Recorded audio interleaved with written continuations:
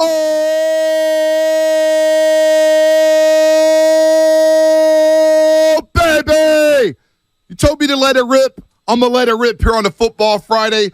Brought to you by First5California.com to learn 4 things you can do to overcome toxic stress. Go to First5California.com. Good morning to everybody out there getting off their graveyard shift. Good morning to everybody out there getting ready for work. If you're at work, what is happening? Good morning to the overnight dancers. You know who you are. You know we love you here on The Roast. Good morning, everybody out there on YouTube, Twitch, powered by First NorCal Credit Union. We've got to get all these sponsors in. Well, look, we're making money here at 95.7 The Game. Certainly mobile text line, of course. We love everybody out there, everybody for the shameless shout-outs. And we love Rob Stats Guerrera. Of course, ESPN Radio, Pro Football Talk alum, SB Nation alum. He does it all. He's all over the place on Twitter. He's tweeting nonstop about the Niners here and there. I gotta get into his mentals for week 1. I need to get into his mentals. And you're going to do that in 1 second, Bonte, but I got to interrupt you because that's what we do. Yeah, that's what it's the morning interruption. Yeah. Not pardon my. But if you want to be partnered with us here at 95.7 The Game, you're listening, you're driving around, you're like, hey, well, I run a small business or I'm part of a marketing company, and I would love to partner with one of the hottest shows in the Bay Area talking about sports every single day. Yep. Email me at Joe at 957thegame.com, and I'll hit you up right away. There you go. He will hit you up right away. Or you could just, all you got to do is DM me. I'm not hard. As Deion Sanders says, I'm not hard to find. We're not hard to find. Thanks, 40 Water. Yeah. Deion Sanders has said, I'm not coming to you. We ain't hard to find. Yeah, that's the All Eyes on Me double disc like song featuring everyone from the Bay Area with Tupac. I do like that, but I like when Primetime says it for some reason. We ain't hard to find. Addicted we to coming. We ain't hard to find. And Rob Stats Guerrera ain't hard to find. All you got to do is log on to Twitter, and every 2 minutes he's got something going on. What up, Rob? What's going on this morning? Let's pot him up. Oh, we got him. Now. Go ahead, Rob. Do over. I love how fired up you are. Dog, it's Football Friday. Like, we play the Steelers, the Pittsburgh Steelers. We're not playing the Houston Texans. Right. We're playing the Pittsburgh Steelers, the team that I've been looking at going, I want a 6th ring like them. Well, I like that we can just focus on the game now, right? Yeah. The cloud is gone. The quarterback situation is settled. The Bosa situation is settled. Now we can just concentrate on, actually playing football. Honestly, Rob,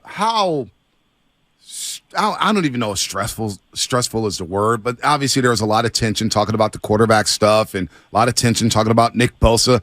It just was a long training camp. I don't remember a training camp being this long in which we talked about players, one who was not here, and two, a position to where Darnold Trey Lance in a perfect world will not even play for this football team. It was just a long training camp that we talked about nothing. Like, we should have been talking about this offense and all the weapons. How stressful was this training camp? I guess not even stressful. Just how long was this training camp for you personally?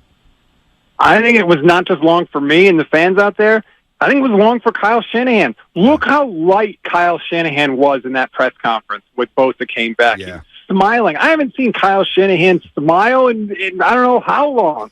He felt it. The team felt it. They needed this kind of shot in the arm because I think they think they're really good. And now the fact that all that stuff is gone and they can just focus on the thing that they're really good on, which is football, they're happy about that.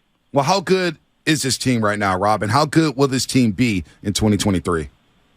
It all hinges on Brock. Everything is on Brock's shoulders. They have set him up for success. This was supposed to be the plan for Trey Lance, right? Great team, great defense, great coach, young quarterback. Well, they're still executing that plan. It's just Brock Purdy in for Trey Lance, and I don't know. I still need to see Brock over a bigger picture. 8 games is not enough for me. We don't know enough about him.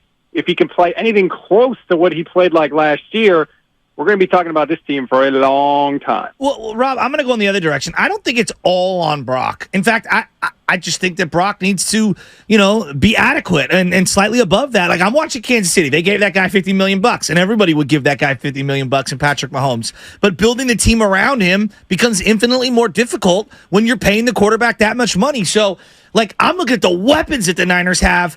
And to me, that's their greatest strength because it was for years the defense, and I still think the defense is good, but the weaponry that they have, it's pick your poison. So I don't know if it's necessarily all on Brock. Well, they do have weapons, and it's comforting to know that no matter who he throws the ball to, he's essentially throwing it to an all-pro, pretty much, which is a crazy thing to say out loud. Right. And I think that's fine in the regular season. I think that can win you plenty of games in the regular season. In the playoffs, I feel like, is when you're going to need a quarterback to go above and beyond, because you're going to be playing against the best of the best, playing against a defense like the Steelers' defense this week. And I don't think you can just depend on system and just depend on everybody else to do the work. You can only hide your quarterback for so long.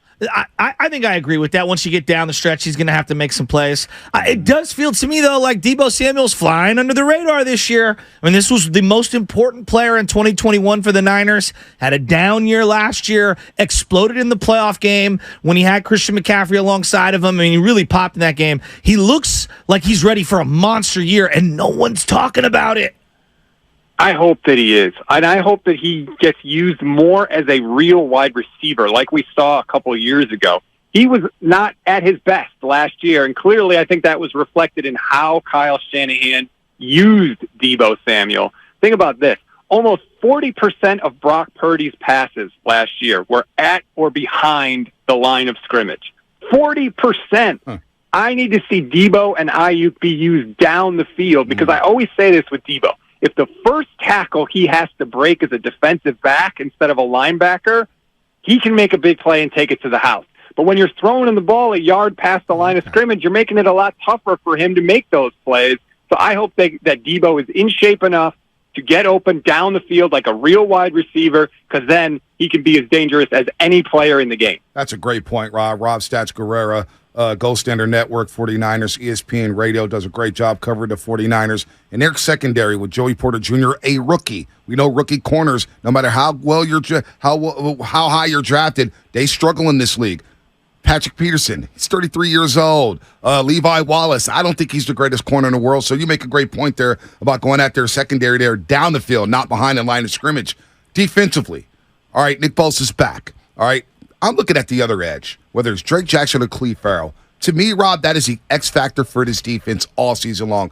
Can they generate pressure? Because it feels like they're going to see one-on-ones all year long, because Bosa will get doubled, Hargrave will get doubled, and Armstead's going to take up space. That other edge rusher, to me, is the X factor for that defense all season long.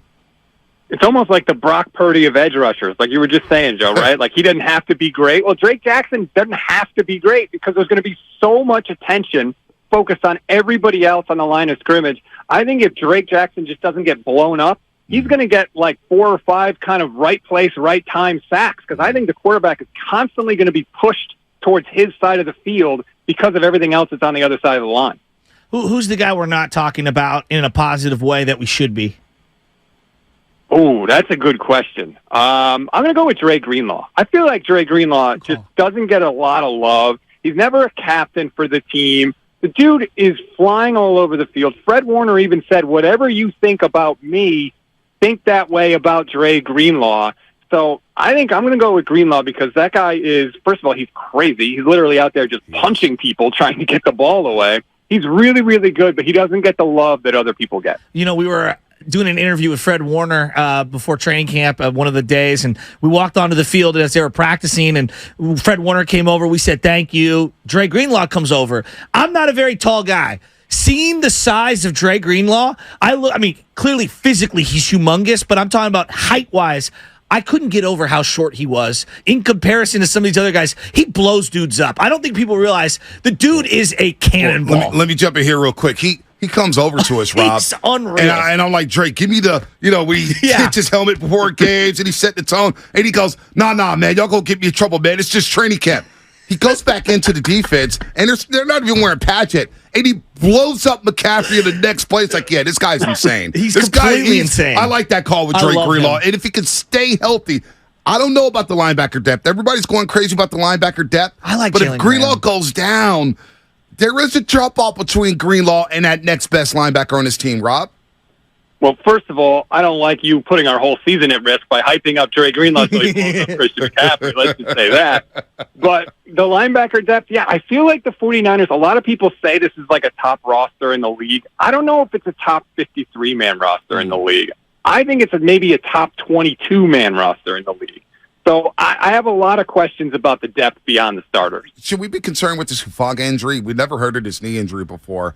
And Jair Brown is lurking. I like to pick out of Penn State. Jair Brown could play in the box. I think he'll play deep in the secondary. Any concerns with Hufanga maybe regressing a little bit in year 3 with this lingering knee injury?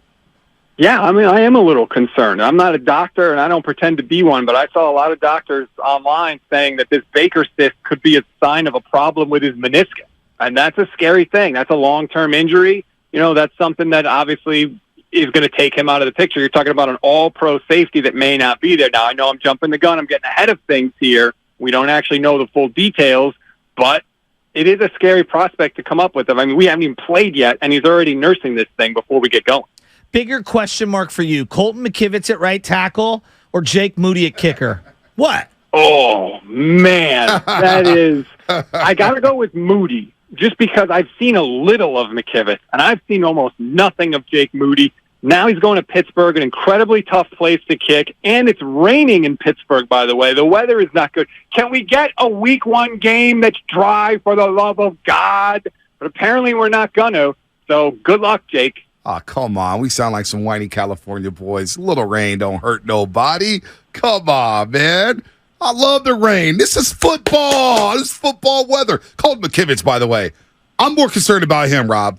And I'll tell you why. There's some elite pass rushers. T.J. Watt, Highsmith, Herbig on the other side. And I did not like, although Chandler Jones was losing his mind the other day down in Las Vegas, the videos he did show was him dominating McKivitz in one-on-ones. And I said, dear God, he's got to block T.J. Watt, which means to me, they're going to have to keep George Kittle or Dwelly or whoever's playing that second tight end spot in the block. And I don't want Kittle in the block. That's what killed the Super Bowl. I want him running routes and putting stress on defense.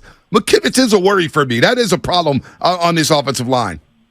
Yeah, I think most weeks you'll be able to do enough to get by with Colton McKivitz. But when you're facing T.J. Watt, a guy who literally elevates this Steelers defense from middle of the road or worse to elite just by his own presence on the field, my only advice to Colton McKivitz is, like, just take a long time to die, okay? Die slowly. Don't get beat immediately right off the snap. We know you're going to get beat most of the time. At least stretch it out a little bit so we can try and do something on these plays.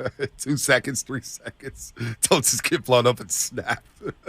Who's the more important player at the end of the year, Jordan Mason, Eli Mitchell? Jordan Mason, because I can't count on Eli Mitchell. I feel like I can at least count on Jordan Mason to be out there. And I think Elijah Mitchell's a better player, but the dude is always hurt. And I don't care how good you are, you can't help the team from the training room. So I think it's Mason because I think he kind of provides almost like a safety net beyond Christian McCaffrey. Because even if Mitchell goes down, you feel like, okay, Mason's there, we're all right. More impactful this year, Rob, 2023. Ronnie Bell, Ray McCloud. Oh, I think it's Ray McCloud, but only because I think Ray could have a bad impact. If he goes back to the old Ray McCloud from Pittsburgh where he starts fumbling all the time, he could have a huge impact. It just won't be a good impact. I don't think Ronnie Bell is going to have much of an impact this year. I know he looked great in the preseason, and I was a huge fan, but I feel like most of the passing game is going to go through Deebo, Ayuk, and Kittle as far as receivers. Ray is going to get out a little. Jawan Jennings, we know third and Jawan. So I just don't know if there's anything left on the plate for Ronnie Bell. All right, Rob, on your way out the door as we talk about California sun and how we're sick of the rain, here's a song. You guys sound like a whiners, little song man. for you guys, California Dreamin'. Sound like whiners, man. Oh, my God, a little rain, it's wet. Oh, my, this is football. Do you know this song? You guys going to cry if the Niners have to go on the East Coast in January and play in this cold weather city like Philadelphia or New York or something? You guys going to cry about that?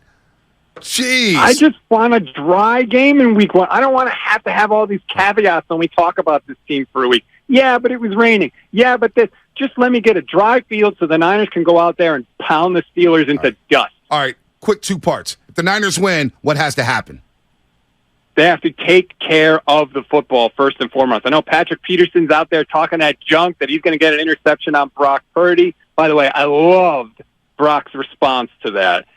So calm, not rattled at all, didn't even look bothered by the whole thing. I loved it. They have to take care of the ball. And I'm sorry, I don't trust Jake Moody. If I'm Kyle, when it's 4th down and 4th and short, I don't want you kicking a 45, 50-yard field goal. Go for it. Go for it. Give your offense a chance to score touchdowns instead of field goals The Niners score less than 17 points per game in week 1 under Kyle Shanahan. You got to do better than that. All right, if they lose, what's the main reason as you get out of here? Definitely turnovers, and honestly, I could see Jake Moody missing a couple kicks. Every home game the Steelers had last year came down to one. All right. I'm not letting this negativity. No, not on a football Friday. It's not negativity. We're not doing this. It's just him breaking it down. If they lose, what is the main reason? Let him break it down. It's not negative. It's just he's giving his opinion. Rob, go ahead.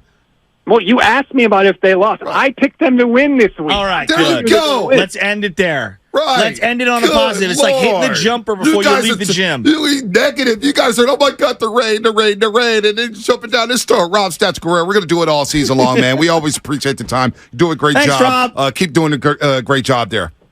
Thanks for having me. Gold Standard Network, 49ers. Good stuff. ESPN Radio. Rob Stats Guerrera. I like Rob Stats Guerrera, man. He keeps it a buck, man. He's wild.